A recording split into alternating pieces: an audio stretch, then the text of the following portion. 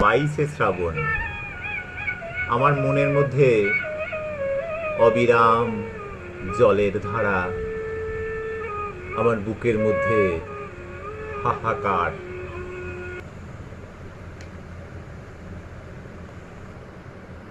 22শে শ্রাবণ বাঙালির জীবনে কেমন?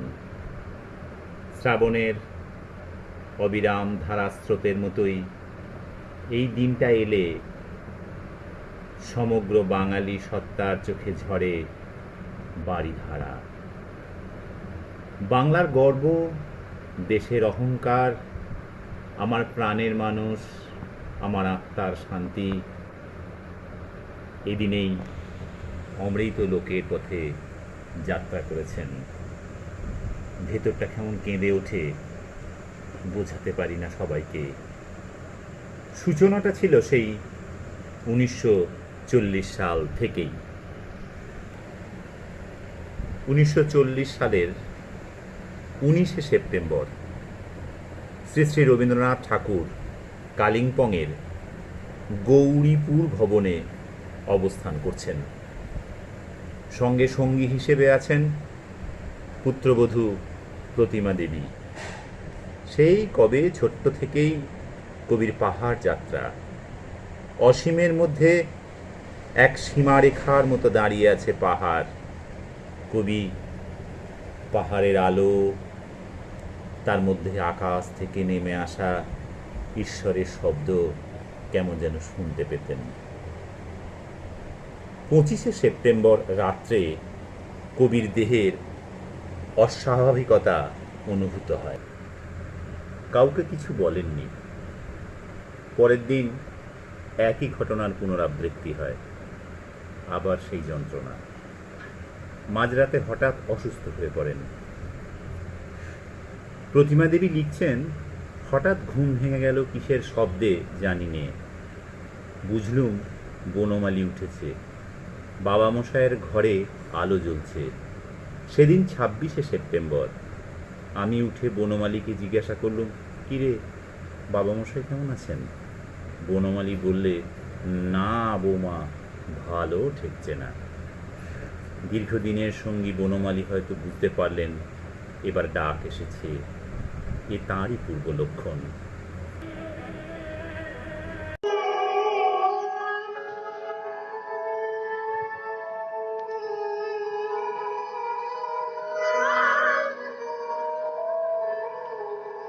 মেঘ চাপা পূর্ণিমা আর সারি সারি মুখ ঢাকার উদ্ধমান আলোয় শহরের নিষ্প্রদীপ রাত শ্রাবণ সমাচ্ছন্ন। আলো নিভল, রাত কাটল, পূর্ণিমা ছাড়ল, কিন্তু প্রভাতের কপালে আজ আর সূর্য উঠল না। এমনই দিনে, এমনই শ্রাবণ গহন মোহে, কানন ভূমি যখন কুজনহীন, সকলের ঘর যখন দুয়ার দেওয়া, একেলা পথিক গোপন তার চরণ ফেলে নিশার মতো নীরবে পথ চলে। শহরে তা অশোভন, শহরে তা অসম্ভব।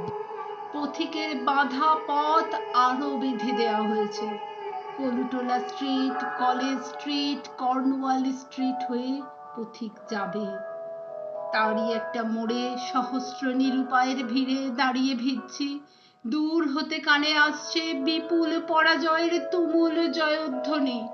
সহসা দেখা গেল মরণের কুসুম কেতন জয়রথ।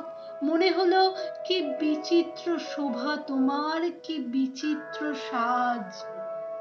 জয়ধ্বনির মধ্যে জোড়া জোড়া জোয়ান আজ মৃত্যু মদে মাতাল হয়ে টানছে সেই যান। টলছে যত তাদের পা, দুলছে তত রথের বিজয় কেতু। হায় রে, যেন লটপট করে বাঘ ছাল, যেন বৃষ রহি রহি গরজে। বাধা পথে অগণ্য নগণ্যের জনতা, তারই বুক দ্বিধা করে সিধা চলেছে মৃত্যু সন্দন। তার Colootola street, college street, Cornwallis street পার হয়ে। এই জয়যাত্রা পথের বাঁকে পলকের জন্য তুমি কাছে এলে বন্ধু। পলকের তরে চোখে পড়ল তোমার মুখ। মরণের অভিনন্দনে সে মুখ কি অপরূপ হয়েছে বন্ধু। মানুষের সকল পৌরুষ প্রয়াস বুকের পাটায় ঘষে ঘষে উঠেছে যে ব্যর্থতার চন্দন, তাতেই হলো তোমার ললাট অভিলিপ্ত। তাদের সকল প্রার্থনাকে পরিহাস করে ফুটে উঠেছে যে ফুল, তাতেই রচিত হলো তোমার মাল্য। করজোড়ে নত শিরে প্রণাম করে বললাম বিদায় বন্ধু, বিদায়।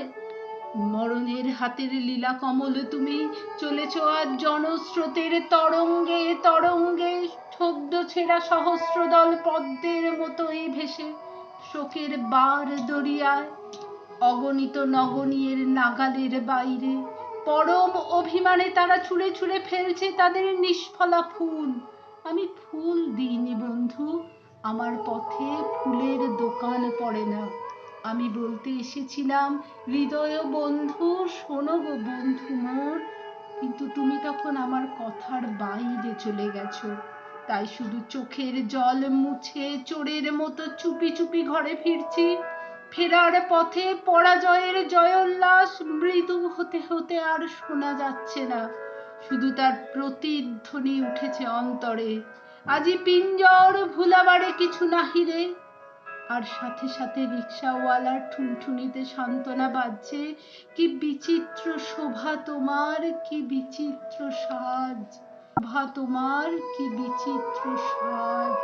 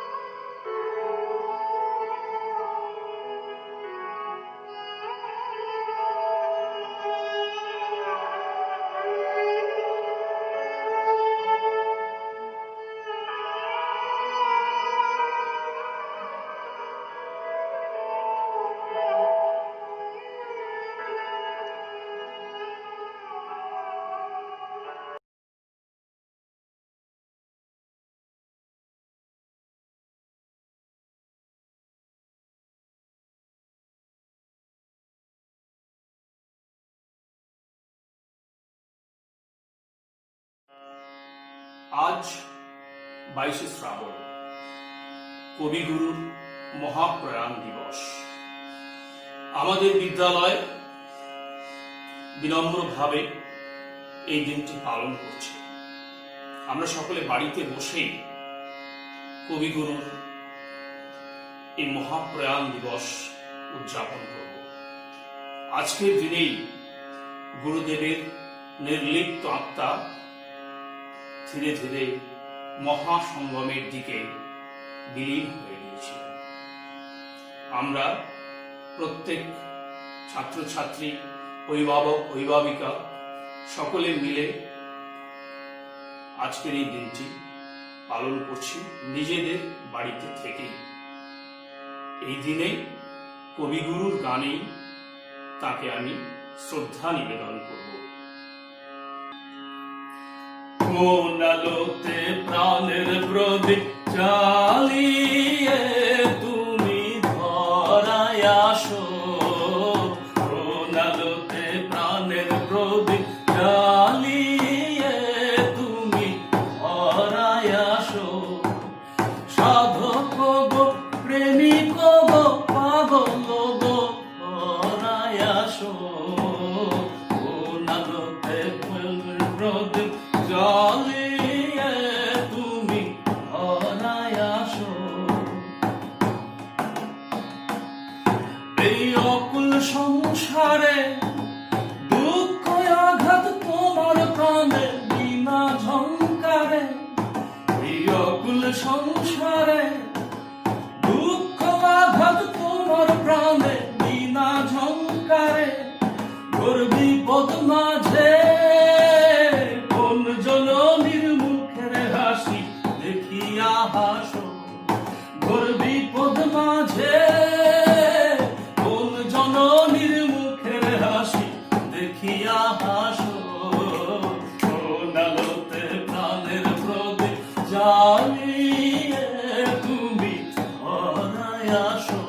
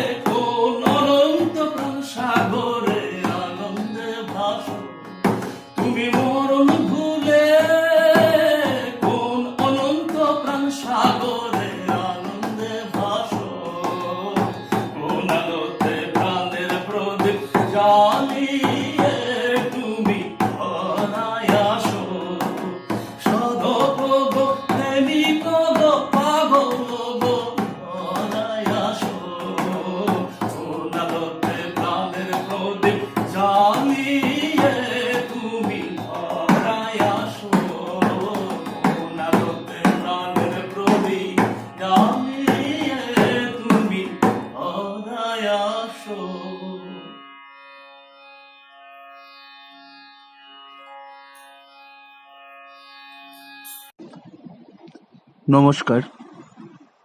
কবিগুরু রবীন্দ্রনাথ ঠাকুরের প্রয়াণ দিবসে আমি রাজীব চক্রবর্তী আমার তরফ থেকে বিশ্বকবিকে একটি ছোট্ট শ্রদ্ধাঞ্জলি। কবিগুরুর লেখা 2 বিঘা জমি।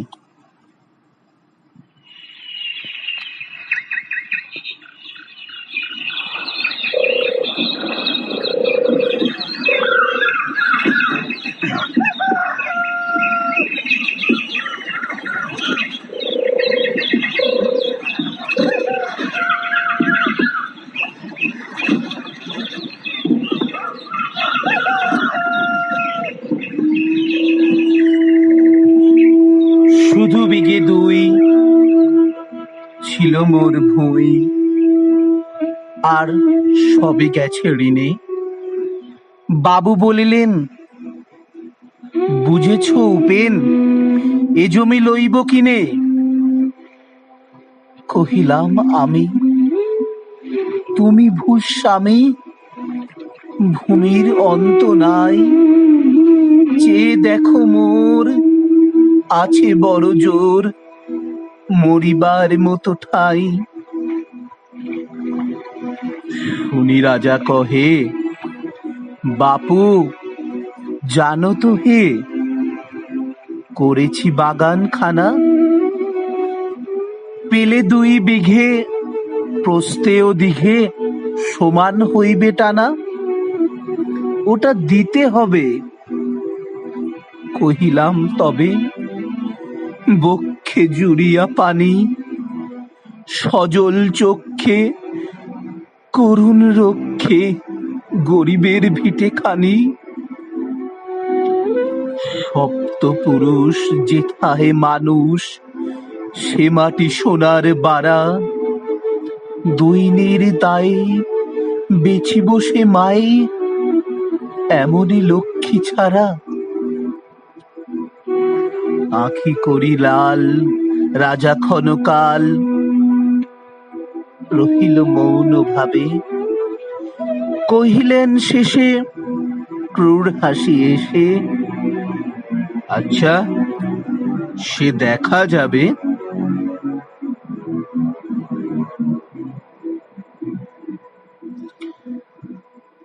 পরে 1 মাস ভিটে মাটি ছেড়ে বাহির হইনু পথে। করিল ডিক্রি সকলি বিক্রি, মিথ্যা দিনার ক্ষতে।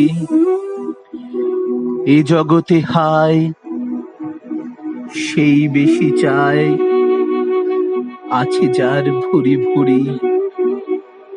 রাজার হস্ত করে সমস্ত, কাঙালের ধন চুরি। মনে ভাবিলাম, মোরে ভগবান রাখিবে না মোহ গর্তে।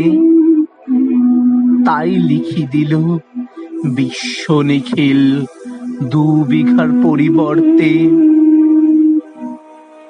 সন্ন্যাসী বেশে ফিরি দেশে দেশে, হইয়া সাধুর শিষ্য। কত হেরিলাম মনোহর ধাম, কত মনোরম দৃশ্য। ভূধরে সাগরে বিজনে নগরে, যখনই যেখানে ভ্রমি। তবু নিশিদিনী ভুলিতে পারিনে সেই 2 বিঘা জমি। হাটে মাঠে বাটে সেই মতো কাটে বছর 15-16। একদিন শেষে ফিরিবারে দেশে, বড়ই বাসনা হলো।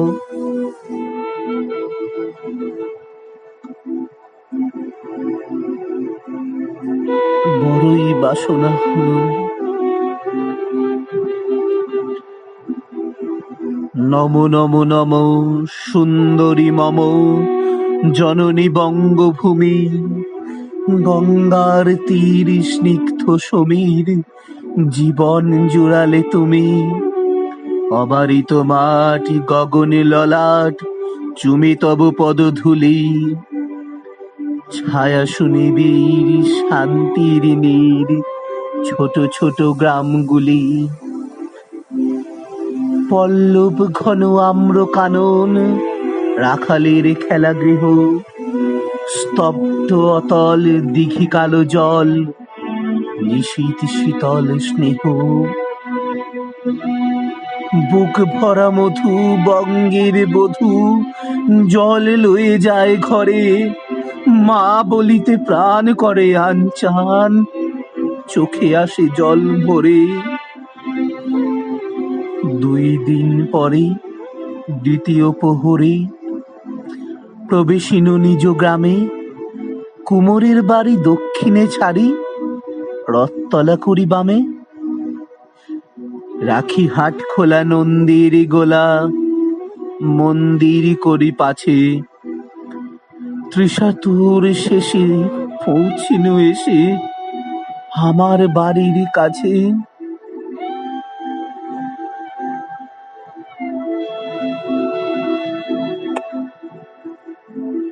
ধিক ধিক ধিক, ওরে শতধিক তোরে নিজ কুলাটা ভূমি, যখনই যাহার তখনই তাহার, এই কি জননী তুমি? সে কি মনে হবে একদিনে যবে ছিলে দরিদ্র মাতা, আঁচল ভরিয়া রাখিতে ধরিয়া ফুল ফল শাক পাতা। আজ কোন রীতে কারে ভুলাইতে ধরেছ বিলাস বেশ, 5 রঙা পাতা অঞ্চলে গাথা, পুষ্পে খচিত কেশ, আমি তোর লাগি ফিরেছি বিবাগী, গৃহহারা সুখহীন, তুই হেতা বসি ওরে রাক্ষসী, হাসিয়া কাটাস দিন। ধনির আদরে গরব না ধরে, এতই হয়েছে ভিন্ন, কোনখানে লেশ নাহি অবশেষ সেদিনের কোন চিহ্ন। কল্যাণীময়ী ছিলে তুমি ওই ক্ষুধাধারা সুখ রাশি, যত হাসো আজ, যত করো সাজ, ছিলে দেবী হলে দাসী, ছিলে দেবী হলে দাসী।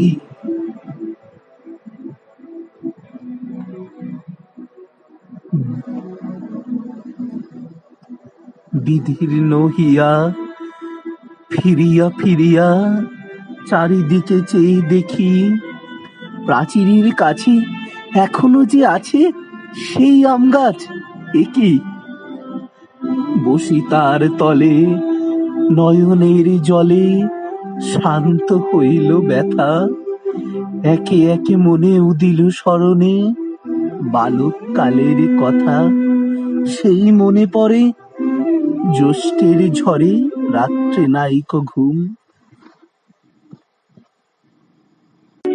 অতি ভোরে উঠি তাড়াতাড়ি ছুটি, আম কুড়োবার ধুম, সেই সুমধুর স্তব্ধ দুপুর পাঠশালা পলায়ন, ভাবিলাম হার হায় কি কোথাও ফিরে পাবো সে জীবন। সহসা বাতাস ফেলে গেল শ্বাস, শাখা দুলাইয়া গাছে, 2টি পাকা ফল লোভিল ভূতল আমার কোলের কাছে। ভাবিলাম মনে বুঝি এতক্ষণে আমারে চিনিল মাতা, স্নেহের সে দানে বহু সম্মানে বারেক ঠেকানো মাথা। হেনকালে হায় যমদূত প্রায় কোথা থেকে এলো, মালি জুটি বাঁধা সুরে সপ্তম সুরে পাড়িতে লাগিল গালি, কহিলাম তবে আমি তো নীরবে দিয়েছি আমার সব, 2টি ফল তার করি অধিকার, এত তারই কলরব। চিনিল না মরে নিয়ে গেল ধরে কাঁধে তুলি লাঠি গাছ, বাবু ছিপ হাতে পারিষদ সাথে ধরিতেছিলেন মাছ।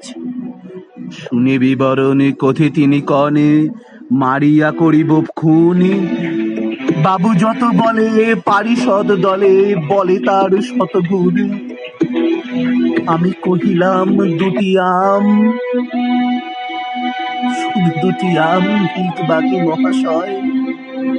বাবু হেসে কহে, বেটা সাধু বেশে পাকা চোর অতিশয়।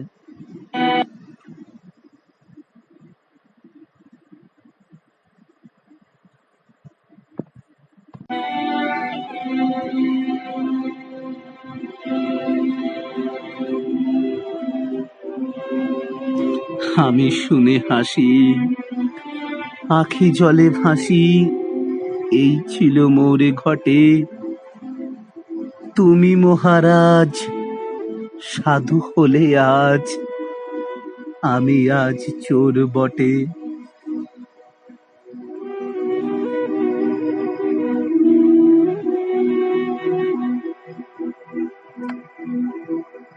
আমি আজ চোর বটে। নমস্কার।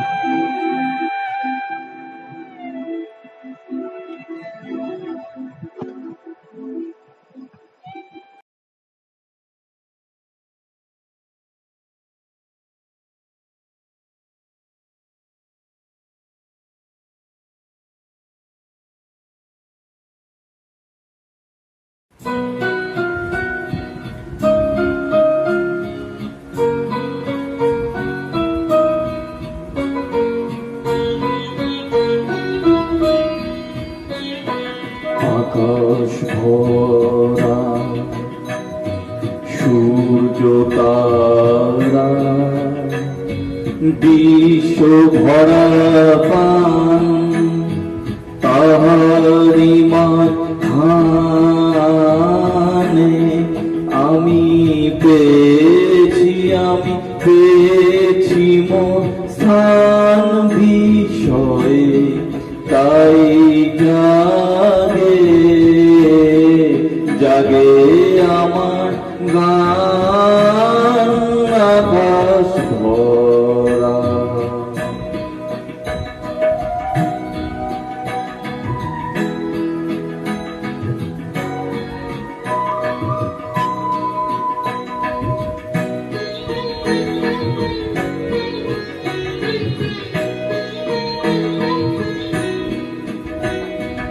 অসীম কালে যে হিল্লোলে জোয়ার ভাটাই ভুবন দোলে, নারীতে মোর রক্ত ধারায় লেগেছে তার টান বিষয়ে। তাই জাগে আমার গান আকাশ ভরা।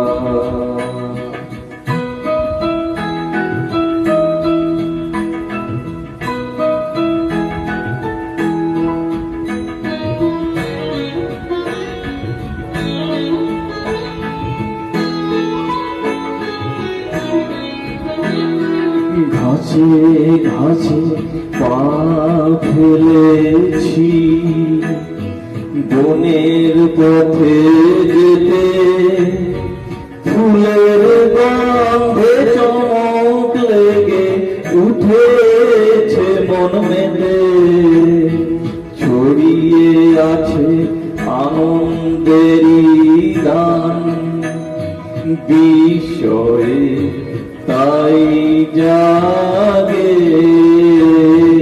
জাগে আমার গান কান পেতেছি, চোখ মেলেছি ধরার বুকে, প্রাণ ঢেলেছি জানার মাঝে অজানারে, করেছি সন্ধান বিষয়ে। তাই জাগে গান আকাশ ভরা।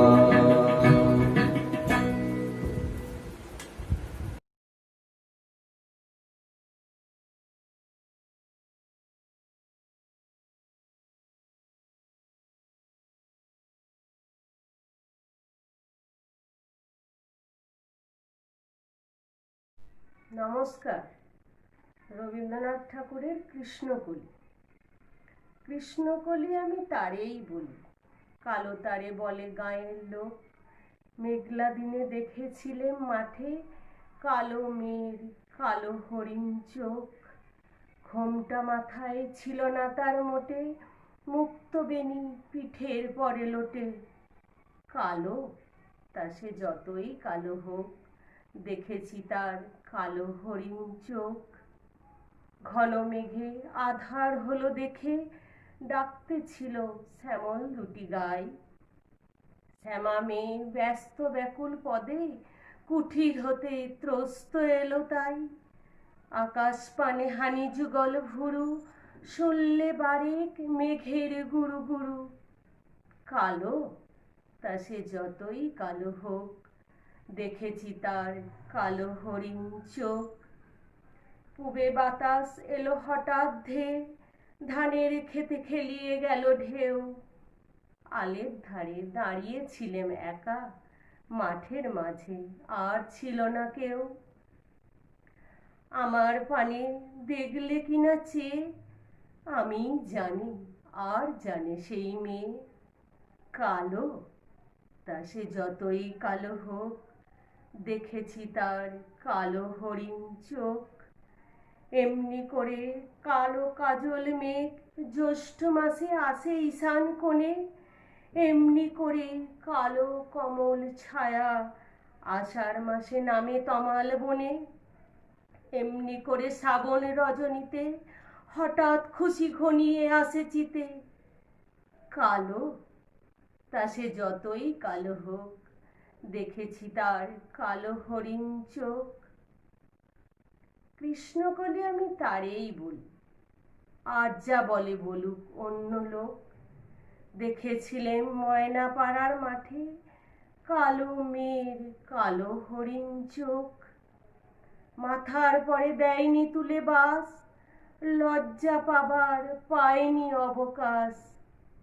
কালো, তা সে যতই কালো হোক, দেখেছি তার কালো হরিণ চোখ। নমস্কার। সকলকে নমস্কার।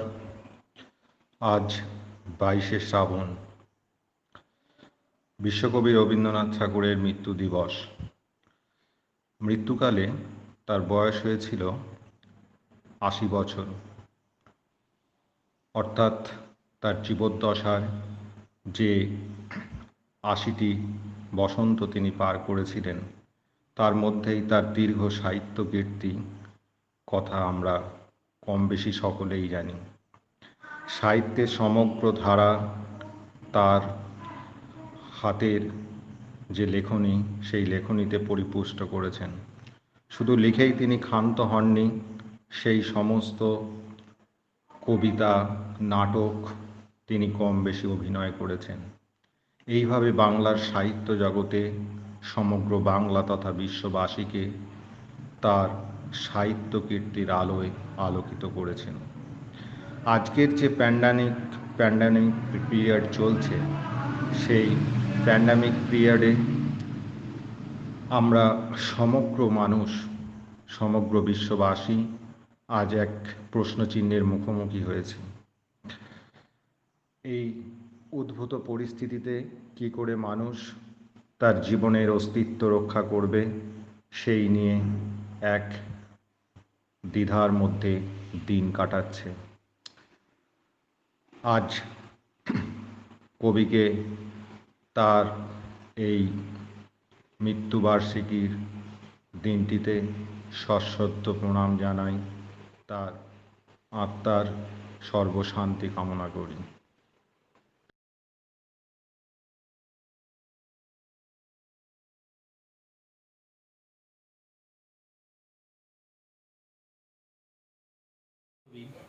রবীন্দ্রনাথ ঠাকুরের প্রয়াণ দিবসে আমার নিবেদন ওনার কল্পনা কাব্যগ্রন্থের বিদায় কবিতাটি। ক্ষমা করো, ধৈর্য ধরো, হোক সুন্দরতর বিদায়ের ক্ষণ। মৃত্যু নয়, ধ্বংস নয়, নহে বিচ্ছেদের ভয়, শুধু সমাপন। শুধু সুখ হতে স্মৃতি, শুধু ব্যথা হতে গীতি, তরি হতে তীর। খেলা হতে খেলা শ্রান্তি, বাসনা হইতে শান্তি, নভ হতে নীর। দিনান্তের নম্র কর, পড়ুক মাথার পর, আঁখি পরে ঘুম। হৃদয়ের পত্র পুটে, গোপনে উঠুক ফুটে, নিশার কুসুম। আরতির শঙ্খ রবে, নামিয়া আসুক তবে পূর্ণ পরিণাম। হাসি নয়, অশ্রু নয়, উদার বৈরাগ্যময় বিশাল বিশ্রাম। প্রভাতের যে পাখি সবে গেয়েছিল কলরবে, থামুক এখন। প্রভাতের যে ফুলগুলি জেগেছিল মুখ তুলি, মুদুক নয়ন। প্রভাতের যে বায়ুদল ফিরেছিল সচঞ্চল, যাক থেমে যাক। নীরবে উদয় হোক অসীম নক্ষত্র লোক, পরম নির্বাক। হে মহাসুন্দর শেষ, হে বিদায় অনিমেষ, হে সৌম্য বিষাদ, ক্ষণিক দাঁড়াও স্থির। মুছায়ে নয়ন নীর, করো আশীর্বাদ। ক্ষণিক দাঁড়াও স্থির, পদতলে নমিশির তব যাত্রা পথে। নিষ্কম্প প্রদীপ ধরি, নিঃশব্দে আরতি করি নিস্তব্ধ জগতে।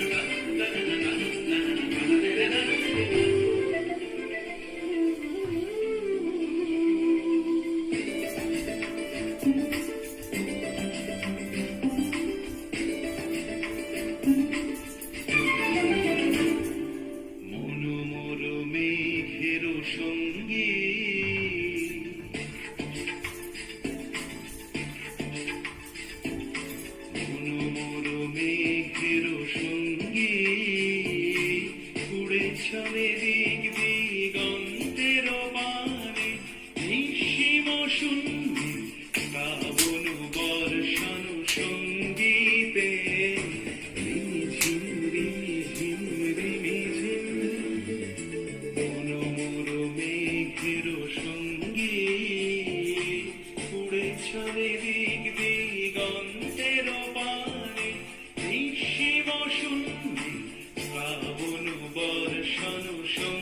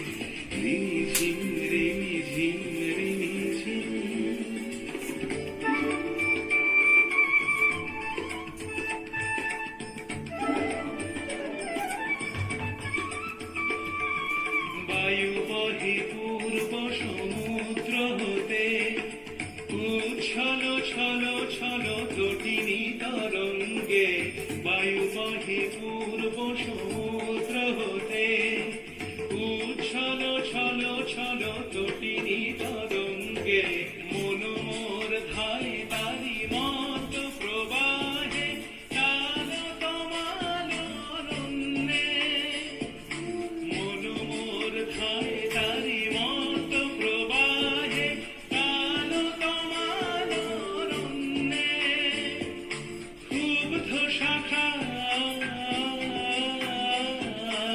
আন্দোলনে মন মোর মেঘের সঙ্গী উড়ে চলে দিক দিগন্তের পানে নিঃসীম সন্ধি শ্রাবণ বর্ষণ সঙ্গীতে রিমি ঝিম রিমি ঝিম রিমি ঝিম রিমি ঝিম রিমি ঝিম রিমি ঝিম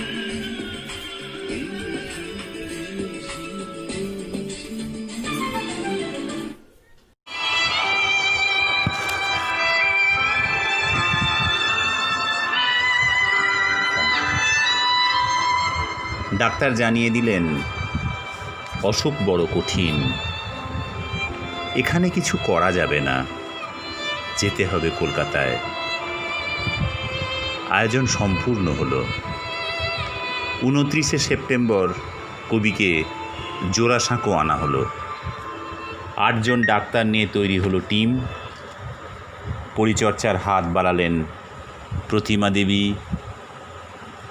নোবেলজয়ী অমর্ত্য সেনের মাতা অমিতা দেবী, নির্মল কুমারী মহালনবিশ, রানীচন্দ ও নন্দিনী কৃপালনী। কবির অসুস্থতার কথা বাতাসের চেয়েও দ্রুত বেগে ছড়িয়ে পড়ল সারা দেশময়। উদ্বিগ্ন স্বয়ং গান্ধীজি। গান্ধীজির বার্তা নিয়ে ছুটে এলেন মহাদেব দেশাই। খুব জোরে জোরে পড়ে শোনানো হলো কবিকে। প্রতিমা দেবীর লেখা থেকে উদ্ধৃতি দিয়ে বলি, সেদিন বাবা মশায়ের চেতনা ফিরে এসেছে। মাহাত্মাজির সহমর্মিতার স্পর্শ পেয়ে বাবা মশাই নিজেকে ধরে রাখতে পারলেন না। তার চোখ দিয়ে দরদর করে জল পড়তে লাগলো। চোখের জল তার এই প্রথম দেখলুম। রবীন্দ্রনাথকে রাখা হয়েছিল জোড়াসাঁকোর ঠাকুরবাড়ির দোতলার পাথর ঘরে। কিছুদিন পরে কবি সুস্থ হয়ে ওঠেন। ওষুধ সাড়া দিচ্ছেন খুব ভালো করে। প্রিয়জনের মুখে হাসি।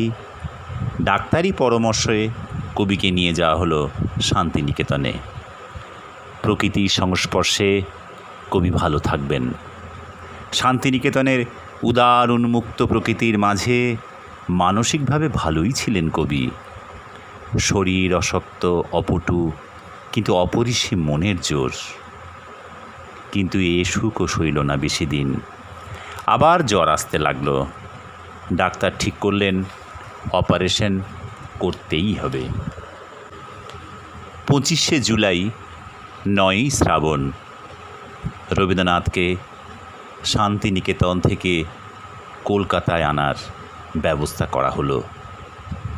স্বতন্ত্র একটু সেলুন কার তার জন্য তৈরি করে রাখা হয়েছিল। প্রাণের থেকে বেশি প্রিয় শান্তিনিকেতন ছেড়ে যেতে তার মন চাইছিল না। নিরুপায় হয়েই ঘোরতর অনিচ্ছায় তিনি চলে যাচ্ছেন। নির্মল কুমারী মহালনবিশ 22শে শ্রাবণ নামে যে বইটি লিখেছেন, সেই বইতে তিনি তার ছবি এঁকেছেন। বলছেন, কবি স্ট্রেচারে হাতলের ওপর ভর করে গালের নিচে হাত দিয়ে চশমা চোখে আধ শোয়া হয়ে আশ্রমের চারিদিক দেখতে দেখতে চললেন। চালক ইচ্ছা করেই বোধহয় আশ্রমের ভেতর দিয়ে গাড়িখানি নিয়ে এলো, যাতে গুরুদেব যাবার পথে সব কিছু দেখে নিতে পারেন। রাস্তার দুধারে এখানে সেখানে গ্রামের লোকেরা হাত জোর করে দাঁড়িয়ে আছে। কবি গাড়ির মধ্যে থেকে হাত জোর করে তাদের প্রণাম করছেন।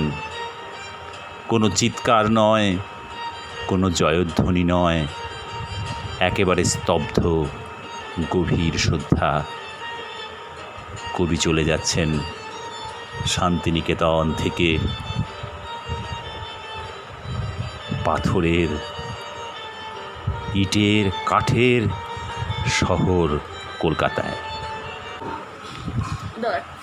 27শে জুলাই, 11ই শ্রাবণ, জোড়াসাঁকোতে কবি একটু সুস্থ বোধ করলেন। রানীচন্দকে নিয়ে আসতে বললেন খাতা আর কলম। অসমাপ্ত কবিতা বললেন মুখে মুখে। প্রথম দিনের সূর্য প্রশ্ন করেছিল সত্তার নতুন আবির্ভাবে, কে তুমি? মেলেনি উত্তর। আবার কিছুক্ষণ থামলেন, কিছুক্ষণ পরে বললেন, পড়ে শোনা তো একবার। 28 তারিখে কবির অসুখ গেল বেড়ে, যন্ত্রণায় ছটফট করছেন। 30শে জুলাই রবীন্দ্রনাথের অপারেশন হয় কবির নিজের বাড়িতেই। কবি কিন্তু অপারেশনের কথা আগে জানতেন না, তাকে জানানো হয়নি। 11:20 তার অপারেশন হলো। অপারেশন হলো বটে, কিন্তু অবস্থার কোনো উন্নতি হলো না। অপারেশন সফল হয়নি। অপারেশনের পরেও কবি যেন কেমন তন্দ্রাচ্ছন্ন, কেমন যেন বেঘোরে থাকেন। এই অবস্থার বর্ণনা পাই রানীচন্দের লেখায়। লিখছেন, থেকে থেকে যখন তাকান সামনে মুখ নিয়ে যাই, ভাবি কিছু বলবেন বা বলতে চাচ্ছেন, কিন্তু কিছুই বলেন না, তাকিয়ে থাকেন। কখনো কখনো ওই তাকানো দেখে ভয় করে, কখনো কখনো বা চোখে জল আসে।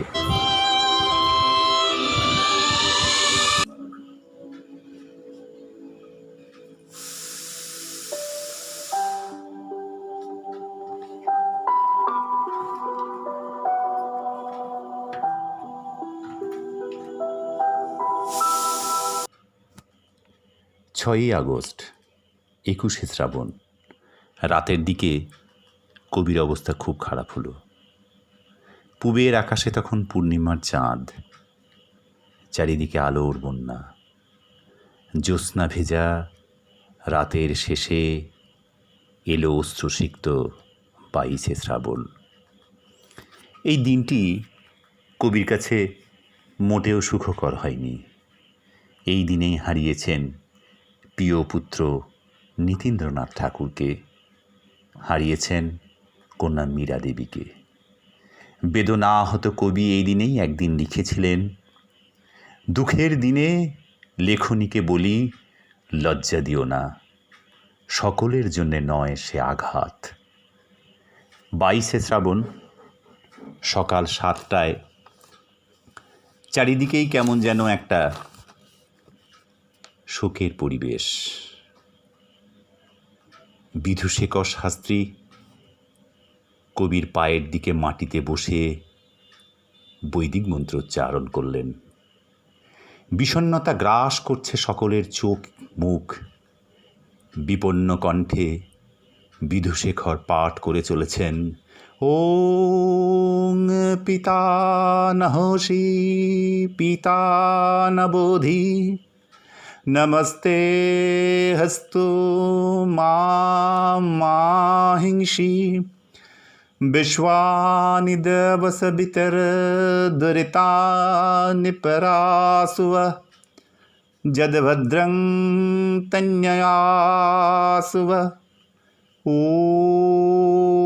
शान्ति ওং শান্তি শান্তি শান্তি। বড় মর্মস্পর্শী বর্ণনা রয়েছে রানীচন্দ্রের লেখায়। লিখছেন, বাইরের বারান্দায় আস্তে আস্তে কে যেন গান করছিল। চেষ্টা করেও নিজেকে সামলে রাখতে পারছিল না। 9টার সময় অক্সিজেন দেওয়া শুরু হলো। নিঃশ্বাস সেভাবেই পড়তে লাগলো, কিন্তু ক্ষীণ শব্দ। সেই ক্ষীণ শব্দ ক্ষীণ হতে হতে বেলা দ্বিপ্রহরে 12:10 আমাদের গুরুদেব শেষ নিঃশ্বাস ত্যাগ করলেন।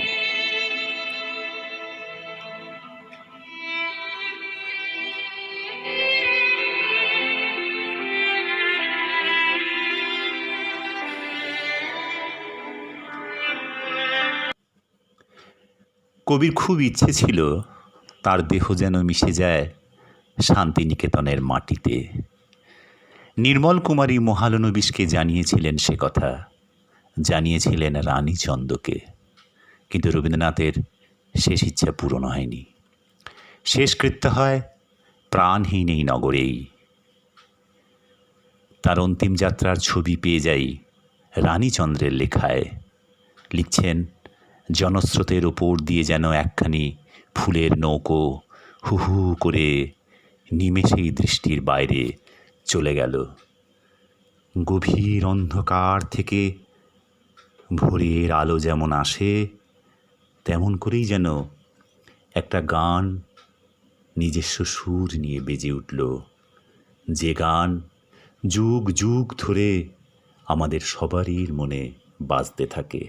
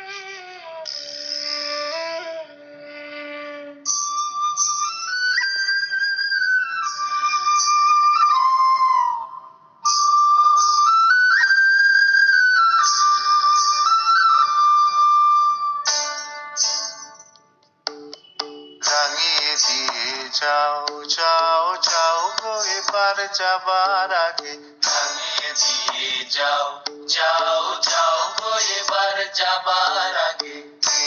তোমার আপনের আগে, তোমার গোপনের আগে, তোমার তরুণ হাসির করুণ রাগে, অশ্রু জলের করুণ রাগে, রাঙিয়ে দিয়ে যাও যাও।